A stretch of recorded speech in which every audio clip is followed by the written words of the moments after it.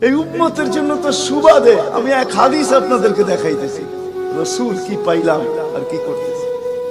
ওই রসুলের কারণে এই উম্মত জাহান্নামে যাবে, কিন্তু হাতকড়ি থাকবে না। এই উম্মত জাহান্নামে যাবে, পায়ে বেড়ি থাকবে না।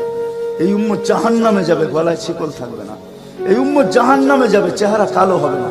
অথচ জাহান্নামীদের চেহারা কালো হবে, এই উম্মতের চেহারা কালো হবে না।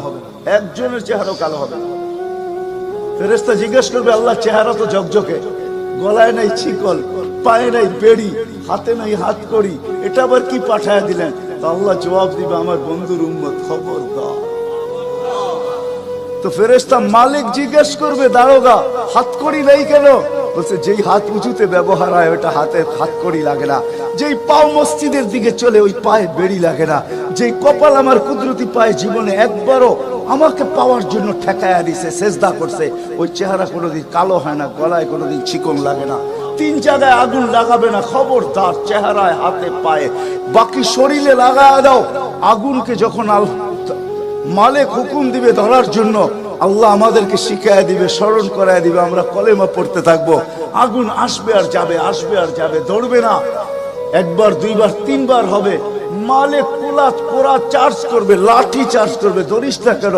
তো আগুন বলবে, লাইসালি সুলতানুন আলা মান ক্বালা লা ইলাহা ইল্লাল্লাহ মুহাম্মাদুর রাসূলুল্লাহ। এই কলেমা যে পড়ে তাকে ধরার ক্ষমতা আমার নাই। তারপরে আল্লাহ নিজে কি করবে? ইমাম কুরতুবী রাহমাতুল্লাহ আলাইহি লেখেন, ফাআমাতাল্লাহু মাউতাতান, আল্লাহ আমাদেরকে ঘুম পড়ায়া দিবে। মৌতের যেরকম ঘুমের দোয়া, মৌতের দোয়া আর ঘুমের দোয়া একই দোয়া।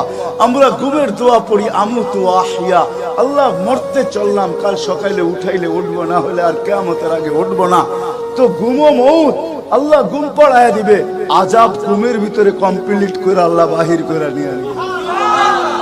নবীর সুবাদে, নবীর সুবাদে। হায় হায় হায়, একটা পর্ব এরকমও আসবে, জানি না নারায়ণগঞ্জের মানুষ বুঝবে কি বুঝবে না। একটা পর্ব এরকমও আসবে নবীর সুবাদে, একটা পর্ব এরকমও আসবে নবীর সুবাদে, এরকম একটা পর্ব আসবে।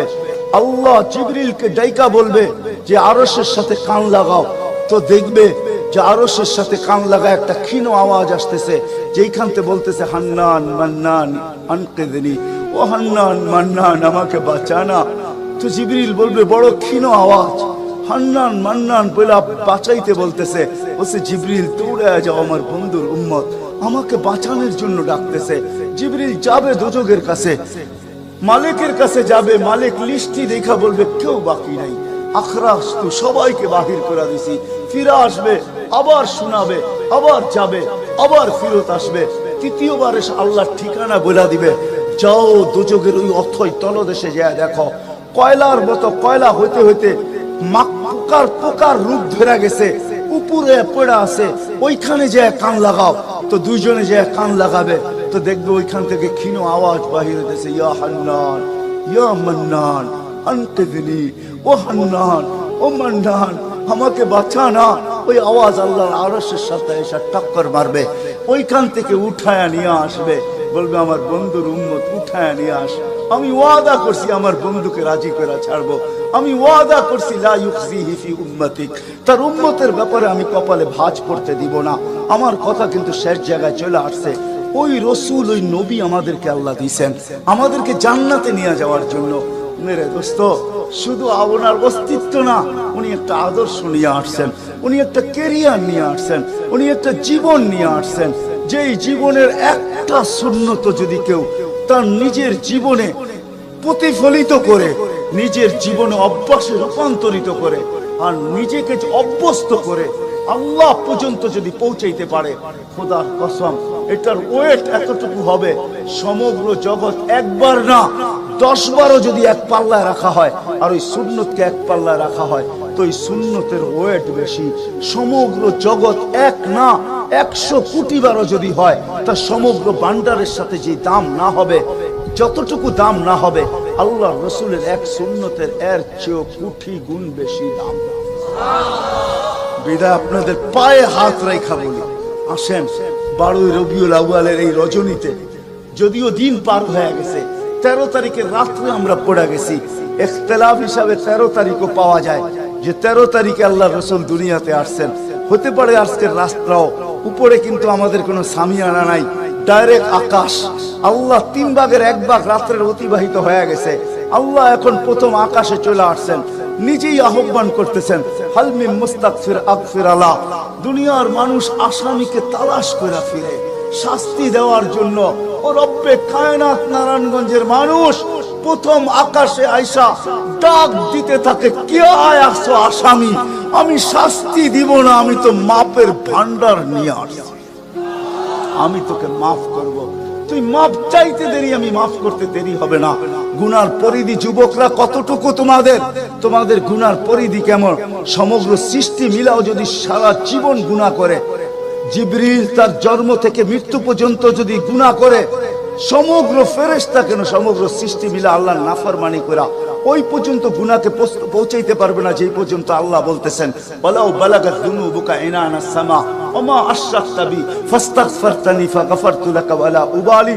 তোমাদের গুনাহ দিয়া যদি আমার আকাশের পরিধি পর্যন্ত ভেদ করে চলা যায়, একজনের গুনাহ, আমি তো বললাম সমগ্র সৃষ্টি মিলেও সম্ভব না, একজনের গুনাহ তো দূরের কথা, আমার আকাশের পরিধি ভেদ করে চলা যায়, তুমি মাপ চাইতে দেরি, আমি মাপ করতে দেরি।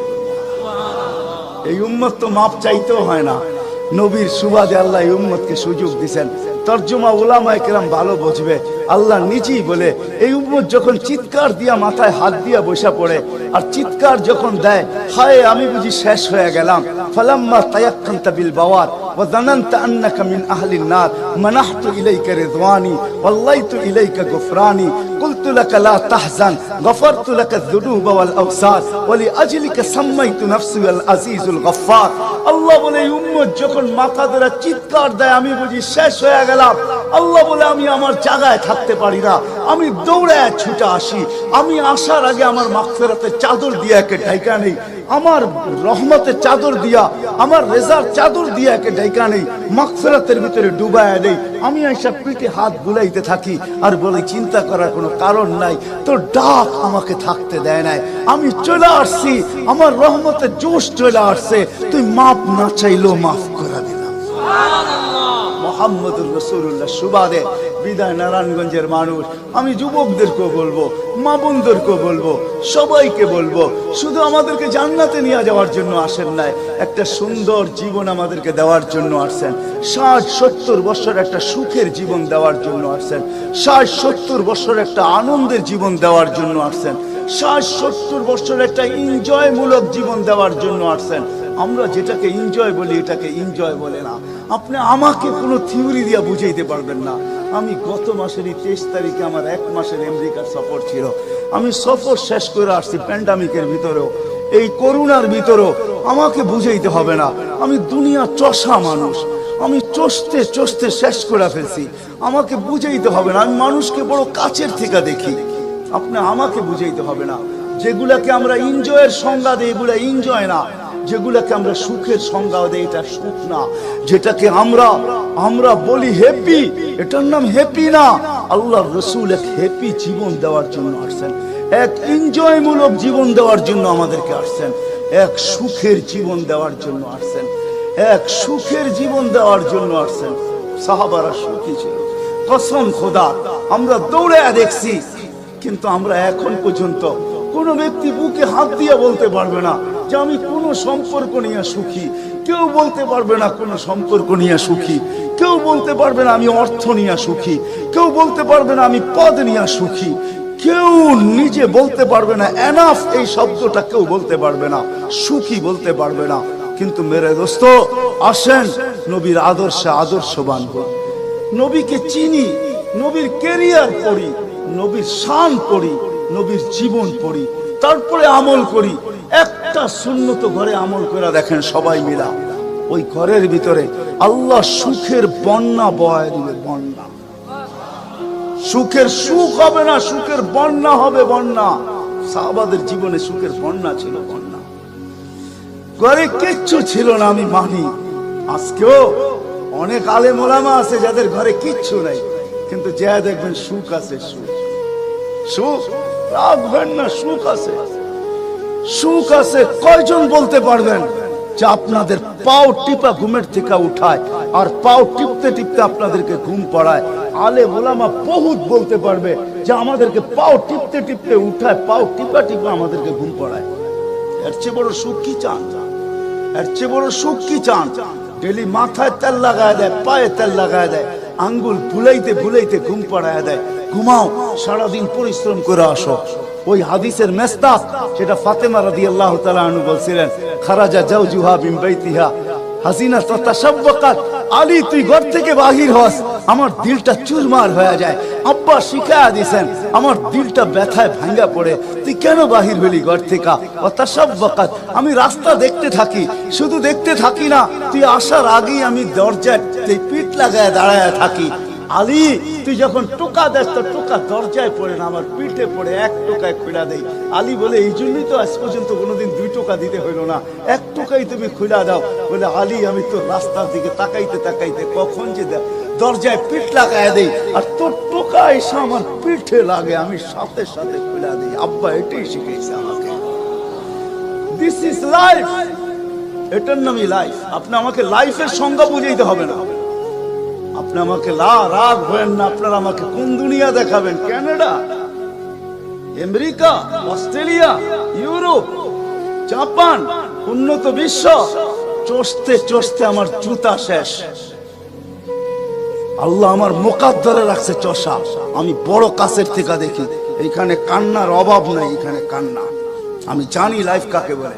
লাইফ ওটার নাম যেটা মুহাম্মদুর রাসূলুল্লাহর আদর্শমূলক লাইফ। লাইফ এই জন্য পায়ে হাত রাখি। এই রাত্রে আল্লাহ প্রথম আকাশে সবার কাছে পায়ে হাত রাখবো। আমি বেশি বলবো না, ডেলি একটা সুন্নত শিখেন। ডেলি কয়টা? একটা সুন্নত। চাই সেটা খাওয়ার হোক, চাই সেটা শোয়ার হোক, চাই সেটা চলার হোক, চাই সেটা বলার হোক, চাই সেটা ঘুমানোর হোক, চাই সেটা বাথরুমে যাওয়ার হোক, চাই সেটা মসজিদে ঢুকার হোক, চাই সেটা কারোর সাথে কথা বলার হোক, চাই লেনদেনে হোক, একটা সুন্নত শিখেন। হায় মুহাম্মদুর রাসূলুল্লাহ বড় চোখের পানি ছড়ায় গেছে। আমাদেরকে জান্নাতে নিয়ে যাওয়ার জন্য আসছেন, নাইলে আসছেন না। দুজাহানের বাদশা কেন আসবে? জমিনে কেন পাও রাখবে?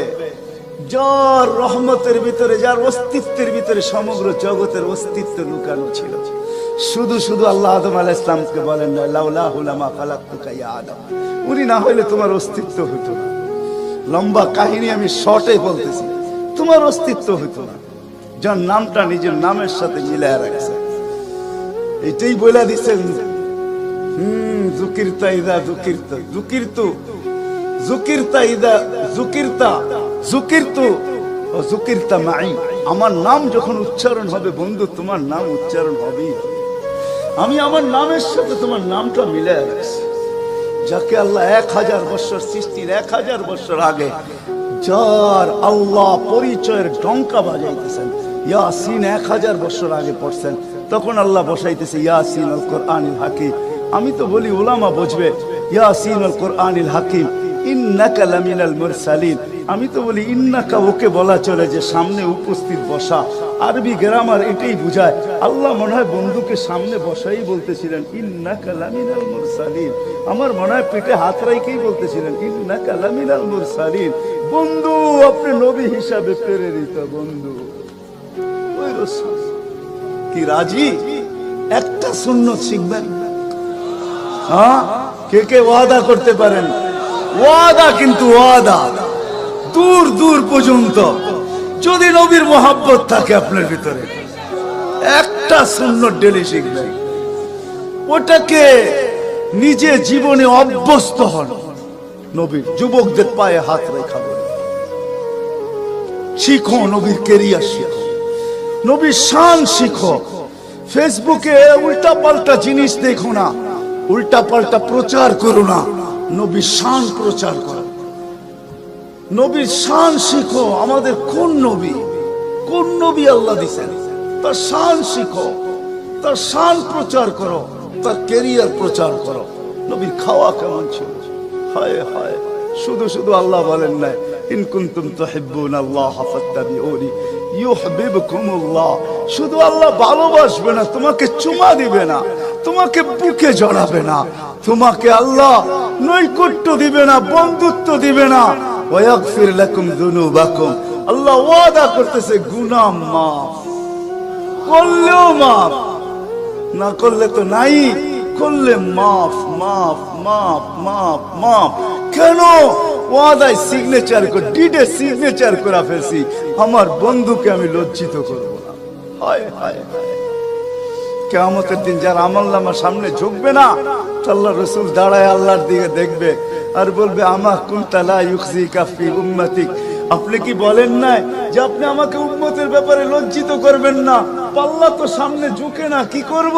তো আল্লাহ বলবে বন্ধু রহমতি, রহমত দিয়ে ঝুঁকায় দিব। তো আল্লাহ রহমত দিয়ে পাল্লা ঝুঁকায় দিবে, আল্লাহর রাসূলকে আল্লাহ হাসায় দিবে। ফায়াবতাসিম, আল্লাহর রাসূল হাসা উঠবে, বাহ ঝুঁকে গেছে। হাউজে কাউসার নিজের হাতে পান করাবে। করবো তো ইনশাআল্লাহ। আল্লাহ আমাদের সবাইকে আমল করার তৌফিক দান করেন। ওমা আলাইনা ইল্লাল বালা।